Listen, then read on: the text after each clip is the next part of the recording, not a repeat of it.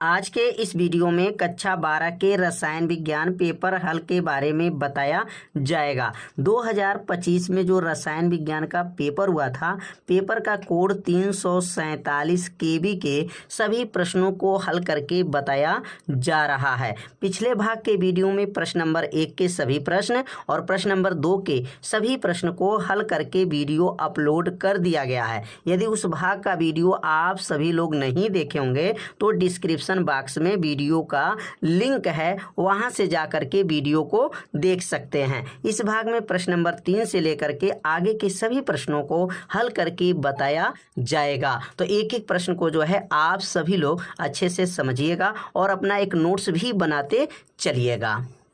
अगला जो प्रश्न दिया गया है, 28 ग्राम KOH पोटेशियम हाइड्रोक्साइड का जो अणुभार है यह 56 दिया गया है।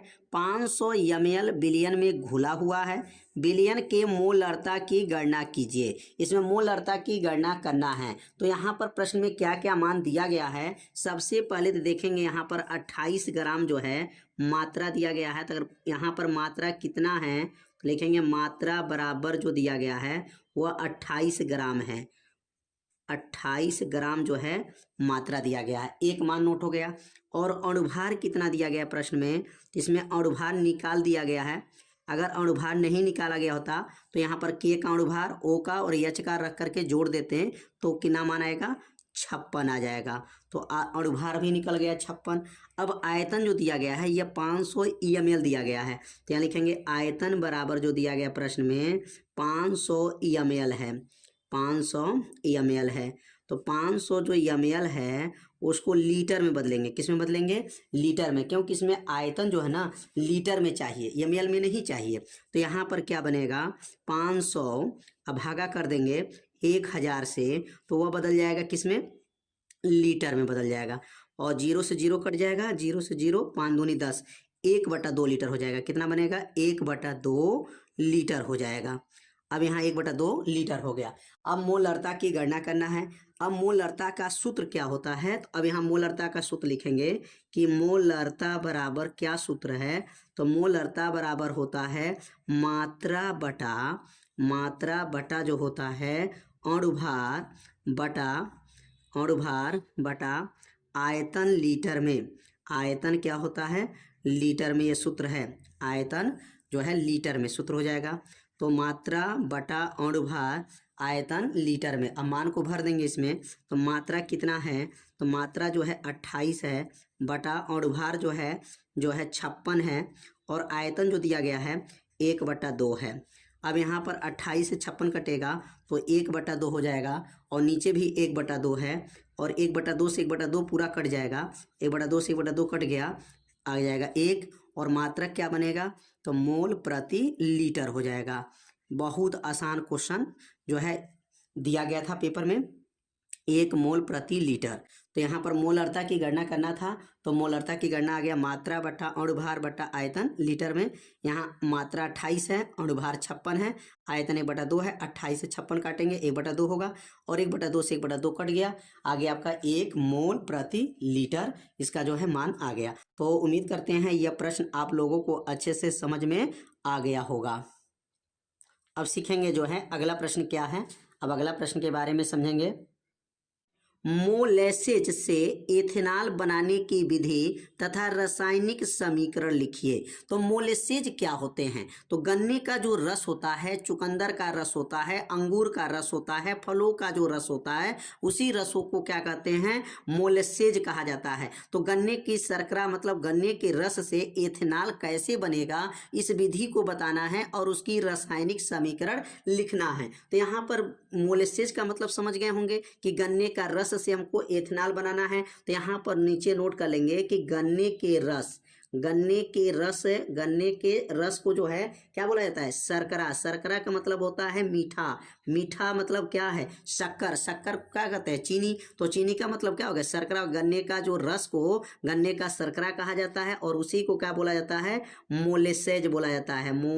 मोलेसेज उसी का नाम होता है। तो मोलेसेज से जो है एथिल एल्कोहल बनाना है, मोलेसेज से जो है एथिल एल्कोहल बनाना है, या गन्ने की शर्करा बोल सकते हैं, या चुकंदर का शर्करा बोल सकते हैं, फलों का जो है रस बोल सकते हैं। तो कैसे बनेगा, तो 10% यहाँ पर लिखेंगे कि 10% जो है गन्ने की शर्करा लेना पड़ेगा। 10% गन्ने की जो है शर्करा, जो शर्करा का मतलब जो गन्ने का रस है उसी को शर्करा बोला जाता है। 10% गन्ने की शर्करा के विलयन, यहाँ लिखेंगे के विलयन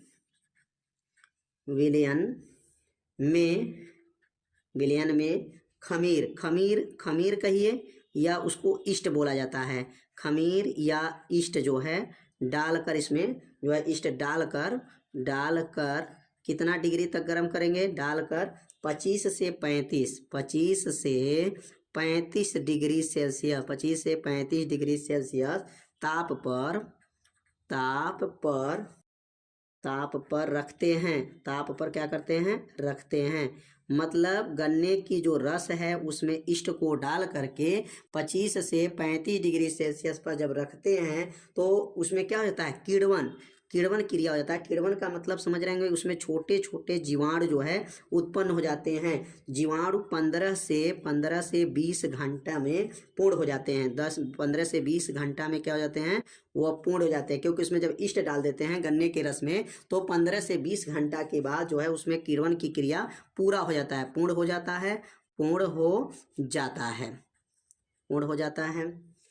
जाता है। जब इसमें से जब CO2 गैस, कौन गैस, CO2 मतलब carbon dioxide gas, CO2 gas निकलती हैं, CO2 गैस निकलती हैं और निकलना जब बंद हो जाती है, निकलती हैं और निकलना बंद हो जाती हैं, निकलना क्या होती हैं, बंद हो जाए, निकलती हैं और निकलना जो है बंद हो जाए तो द्रव को क्या करेंगे, द्रव को छानकर ईस्ट को निकाल लेते हैं। छानकर किसको निकाल लेते हैं, ईस्ट को निकाल लेते हैं। जो ईस्ट मिलाए रहेंगे वह ईस्ट को क्या करते हैं, निकाल देते हैं।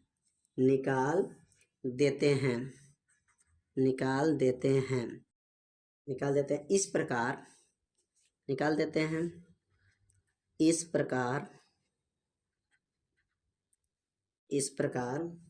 प्राप्त द्रव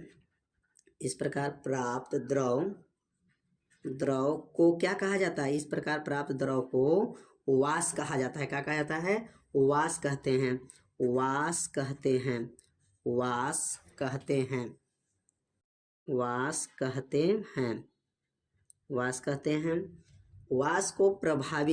वाष्प को जो वाष्प निकलेगा, वाष्प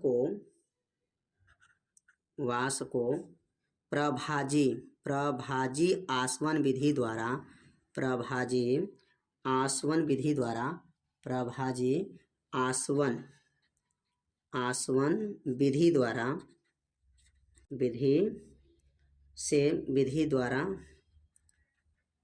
एथिल एल्कोहल प्राप्त कर लेते हैं।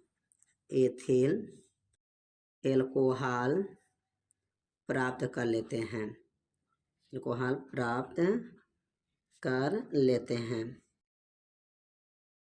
तो यहाँ पर गन्ने के रस से जो है एथिल एल्कोहल कैसे बनेगा, तो 10% गन्ने की शर्करा में खमीर या ईस्ट को डालकर क्या करना है, 25 से 35 डिग्री सेल्सियस ताप पे रखेंगे और 15 से 20 घंटा में वह पूर्ण हो जाएगा। और जब उसमें से CO2 गैस निकलती है और निकलना जब बंद हो जाती हैं तो द्रव को छानकर ईस्ट इसमें से क्या करेंगे, निकाल देते हैं। इस प्रकार प्राप्त जो द्रव होता है उसको क्या कहा जाता है, वाष्प कहते हैं। और वाष्प को प्रभाजी आसवन विधि द्वारा एथिल एल्कोहल प्राप्त कर लेते हैं।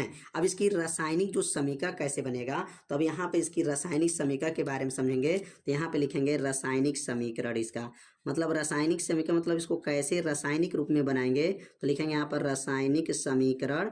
और रासायनिक समीकरण के बारे में जब समझेंगे तो सबसे पहले यहाँ क्या लेना था, गन्ने के रस को लेना था। और गन्ने का रस का सूत्र क्या हो जाएगा, तो C12H जो है 22, C12H22 O11 होता है।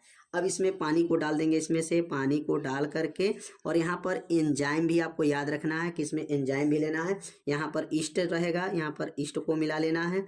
ईस्ट को मिला करके कौन सा एंजाइम रहेगा, इनवर्टेज जो है, इनवर्टेज एग्जाइम के उपस्थित में जब गर्म करेंगे तो यहाँ कार्बन 6 और कार्बन जो है 6, हाइड्रोजन 12, ऑक्सीजन 6, ग्लूकोज हो जाएगा। और यहाँ बनेगा फैक्टोज, तो कार्बन 6, हाइड्रोजन 12, ऑक्सीजन 6।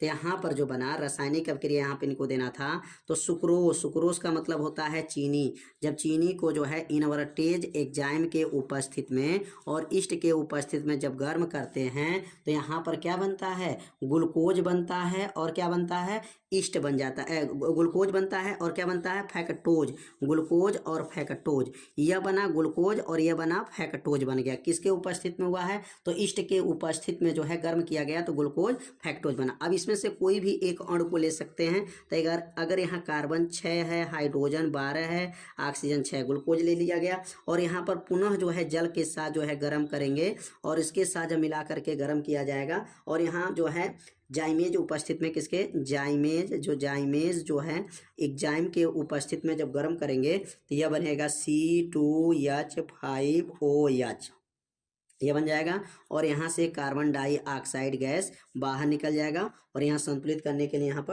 पर जो है, यहाँ संतुलित करने के लिए आपको क्या करना है, कार्बन कितना था, 6 था, तो कार्बन 2 दूना 4, 4 2 6 हो जाएगा। यहाँ पर जो है अंक नहीं लगाना है, यहाँ पर कार्बन 6 ही रहेगा।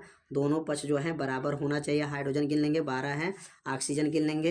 तो यहाँ पर जो है दूसरा क्रिया क्या हो रहा है, तो यहाँ पर जो ग्लूकोज लीजिए या फैक्टोज ले करके जल के साथ जो है जाइमेज के उपस्थित में जब गर्म करेंगे तो यह बनेगा एथिल एल्कोहल बन जाएगा। C2H5OH ये एथिल एल्कोहल है। और यह है कार्बन डाइऑक्साइड जो गैस बाहर निकल रहा था। ये जब गैस निकल रहा था तो इस गैस को जब निकलना बंद हो जाता है तो इसको जो है यह एथिल एल्कोहल जो प्राप्त होता है, इसे प्रभाजी आसवन विधि द्वारा एथिल एल्कोहल प्राप्त कर लेते हैं। तो रासायनिक समीकरण जो है आप लोग समझ गए होंगे कैसे इसको रासायनिक समीकरण लिखना था। ये गन्ने का रस, इसको सुक्रोस कहा जाता है। यहाँ लिखना चाहे तो लिख सकते हैं सुक्रोस। क्या लिख सकते हैं, सुक्रोस को क्या कहा जाता है, चीनी कह सकते हैं या चीनी का रस कह सकते हैं। यह ग्लूकोज है और यह फैक्टोज है। ग्लूकोज के ले लेंगे और यहाँ जल लेकर के जाइमेज के उपस्थित में गर्म करेंगे तो एथिल एल्कोहल और कार्बन डाइऑक्साइड गैस बाहर निकल जाएगा। तो इस तरह जो है मैं जो है अगला जो देख सकते हैं यहाँ पर किस विधि से बनाना था, तो यहाँ पर मोलेसेज।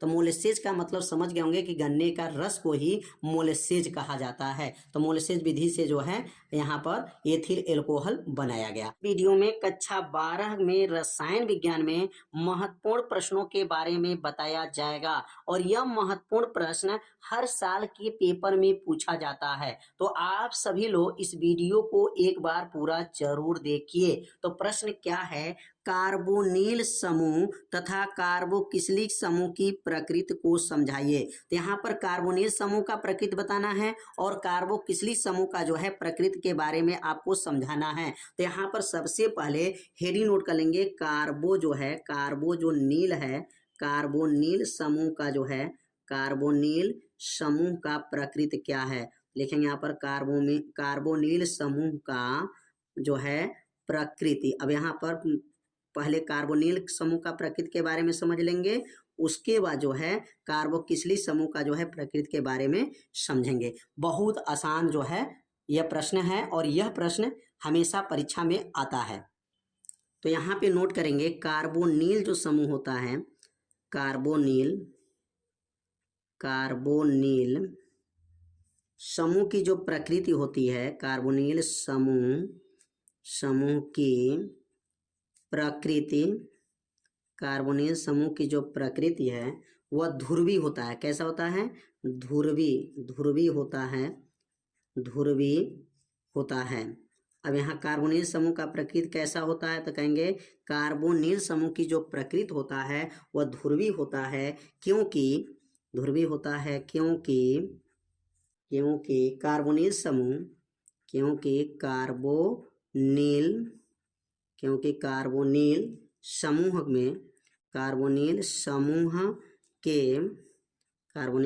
के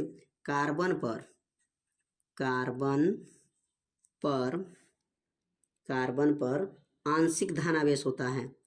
आंशिक धनावेश होता है। आंशिक धनावेश होता है। आंशिक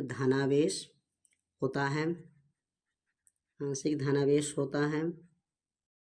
और आंशिक धनावेश होता है और ऑक्सीजन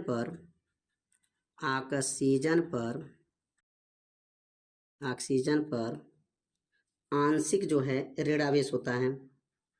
आंशिक ऋणावेश होता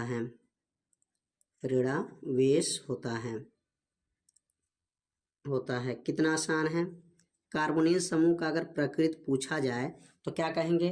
कार्बोनिल जो समूह होता है, कार्बोनिल समूह का प्रतीक क्या है? C+O होता है। और यहाँ पर ये जो बना है कार्बोनिल समूह है, इसके ऊपर जो होता है प्लस होता है और इसके ऊपर जो होता है माइनस होता है। तो कहेंगे कार्बोनिल समूह की प्रकृति ध्रुवी होता है। ध्रुवी मतलब प्लस माइनस जब आ जाए तो ध्रुवी बोला जाएगा, क्योंकि कार्बोनिल समूह के कार्बन पर आंशिक प्लस यहाँ पर आंशिक धनावेश होता है और ऑक्सीजन पर आंशिक ऋण आवेश होता है। तो कार्बोनिल समूह का प्रकृति आप लोग अच्छे से समझ गए होंगे। अब हम लोग समझेंगे कार्बोक्सिलिक का। क्या समझेंगे यहाँ पर? कार्बोक्सिलिक समूह का। कार्बोक्सिलिक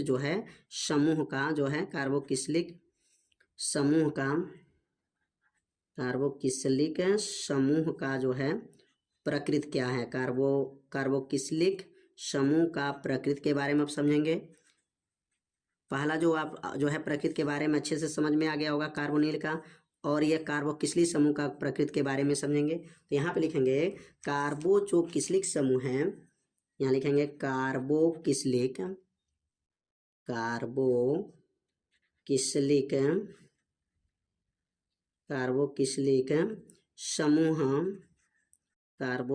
समूह की प्रकृति जो होता है वह अम्लीय होता है। प्रकृति क्या होता है? अम्लीय होता है। इसके ऊपर क्या था? अम्लीय होता है। इसके ऊपर वाला में देख लेंगे वह ध्रुवी होता है। इसकी प्रकृति, कार्बोनिल समूह की जो प्रकृति है वह ध्रुवी होता है और कार्बोक्सिलिक समूह की प्रकृति जो होता है अम्लीय होता है। अब यहाँ होता है क्योंकि अम्लीय होता है, क्योंकि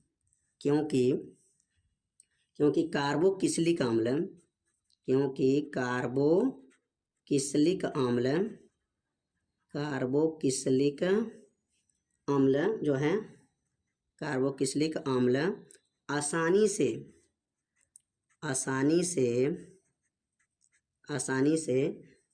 H+ माना हाइड्रोजन धनायन इसको बोला जाता है।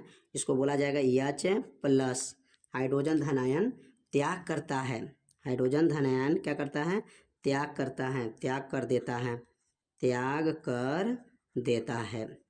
कितना आसान है। बस थोड़ा सा आप ध्यान देंगे तो आपको उत्तर क्या होगा? याद हो जाएगा। तो यहाँ पे याद देखिए, कार्बोनिल समूह की जो प्रकृति होती हैं वह ध्रुवी होता है कार्बोनिल का, और उसमें जो कार्बन होते हैं वह आंशिक धनावेश होता है और ऑक्सीजन जो होते हैं आंशिक ऋणावेश होता है। इसके ऊपर प्लस और इसके ऊपर माइनस होता है। और कार्बोक्सिलिक समूह की प्रकृति क्या होती है?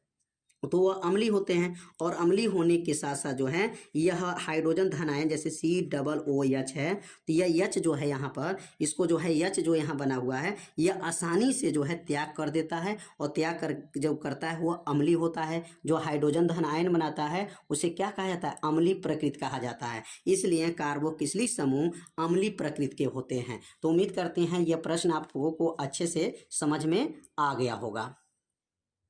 तो यह वीडियो आपको कैसा लगा एक बार जरूर कमेंट कीजिएगा। वीडियो को लाइक कर दीजिएगा, और चैनल पे यदि आप पहली बार आए होंगे तो चैनल को सब्सक्राइब जरूर कर लीजिएगा। तो मिलते हैं अब अगले भाग में। तब तक के लिए जय हिंद, जय भारत। अगला प्रश्न है, ग्लूकोज के दो रासायनिक गुणों का रासायनिक समीकरण लिखिए। तो ग्लूकोज के दो रासायनिक गुणों का जो है रासायनिक समीकरण आपको देना है। तो ग्लूकोज किससे क्रिया करेगा और क्या बनेगा, यही बात को यहाँ पर बताना है और उसका रिएक्शन भी देना है। तो यहाँ पर पहला अगर अपक्रिया की बात करें तो यहाँ पर आप ऑक्सीकरण करा देते हैं। पहला अगर अपक्रिया देखें तो ग्लूकोज का अगर ऑक्सीकरण करा दें तो क्या बनेगा, तो यहाँ पर हेडिंग नोट करेंगे ऑक्सीकरण। किसका ऑक्सीकरण है, तो कहेंगे ग्लूकोज का जो है ऑक्सीकरण होगा। तो ऑक्सीकरण जब होगा ग्लूकोज का तो क्या बनेगा, तो यहाँ लिखेंगे जब ग्लूकोज का, लिख लेंगे यहाँ पर जब ग्लूकोज का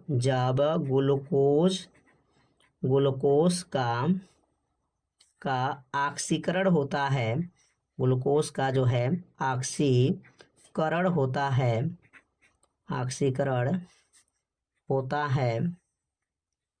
है तो यहाँ पर ध्यान देंगे, अगर ग्लूकोज का जब ऑक्सीकरण कराएंगे तो क्या बनेगा, तो ग्लूकोनिक, क्या लिखेंगे यहाँ पर, ग्लूकोनिक जो है अम्ल बनेगा। यहाँ पर लिख लेंगे ऑक्सीकरण होता है तो ग्लूकोनिक अम्ल बनता है। अब इसका रासायनिक जो है आपको समीकरण देना है, रिएक्शन कराएंगे। तो ग्लूकोज का सूत्र क्या हो जाएगा, इसका जो है संरचना सूत्र के आधार पर बताएंगे CHO, और यहाँ हो जाएगा CHOH, और यहाँ नीचे यहाँ पर 4 घात होता है, और अगला जो बनेगा CH2OH होता है। यह ग्लूकोज का जो है ये संरचना सूत्र हो जाएगा। और यहाँ पर ऑक्सीकरण कराएंगे, ऑक्सीकरण जब कराएंगे तो यहाँ पर क्या बनेगा, ग्लूकोनिक, और यहाँ ग्लूकोनिक अम्ल भी कह सकते हैं या ग्लूकोसेरिक अम्ल भी कहा जाता है। इसको ग्लूकोनिक अम्ल भी कहा जाता है और दूसरा नाम क्या है, ग्लूकोसेरिक अम्ल भी जो है बनेगा। तो अब यहाँ कैसे बनेगा, O जो है इसके पास चला जाएगा तो क्या बनेगा, COOH हो गया, कार्बोक्सिलिक अम्ल बन जाएगा इसमें। और सेम उतार देना, कुछ नहीं करना है, CHOH, नीचे 4 घात है तो नीचे 4 घात उतार देंगे और यह हो जाएगा CH2OH हो गया। यही क्या बनेगा, इसका नाम क्या है, ग्लूकोनिक अम्ल भी कह सकते हैं या उसको दूसरा नाम ग्लूकोसेरिक अम्ल भी कहा जाता है। तो पहला अभिक्रिया जो है आप सभी लोग अच्छे से समझ गए होंगे, जब ग्लूकोज का ऑक्सीकरण होता है तो ग्लूकोनिक अम्ल बनता है। अब दूसरा रिएक्शन इसका करा दिया जाए, तो दूसरा रिएक्शन अगर कराते हैं तो अपचयन करा दीजिए। क्या लिखेंगे यहाँ पर, अपचयन।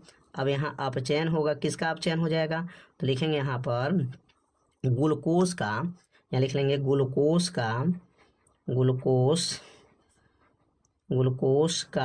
जब अपचयन होता है, ग्लूकोज का जब अपचयन होता है, ग्लूकोज का जब अपचयन होता है तो क्या बनेगा, अपचयन होता है तो यहाँ पर देखिए अभी ऑक्सीकरण हुआ है तो क्या बना है, तो ऑक्सीकरण होने पर ग्लूकोनिक अम्ल बना है। और यहाँ पर अगर अपचयन करा दें तब क्या बनेगा, सारबीटाल। क्या कहेंगे यहाँ पर, सारबीटाल बनता है। क्या बनता है, सारबीटाल बनता है। कितना आसान है, बस थोड़ा सा ध्यान देना है। जब यहाँ अपचयन कराएंगे तो सारबीटाल बनता है। अब यहाँ पर जो है ग्लूकोज का सूत्र क्या बताएं, CHOH,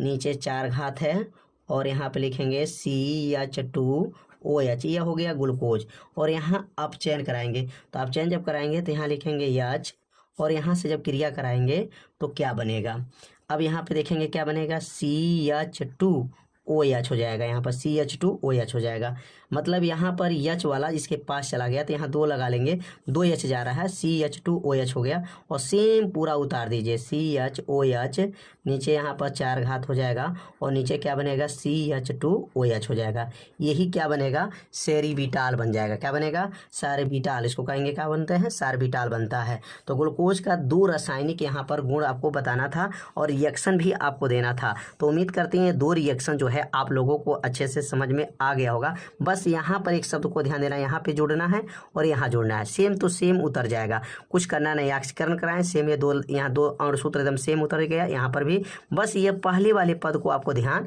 देना है। तो उम्मीद करते हैं यह प्रश्न आप लोगों को अच्छे से समझ में आ गया होगा।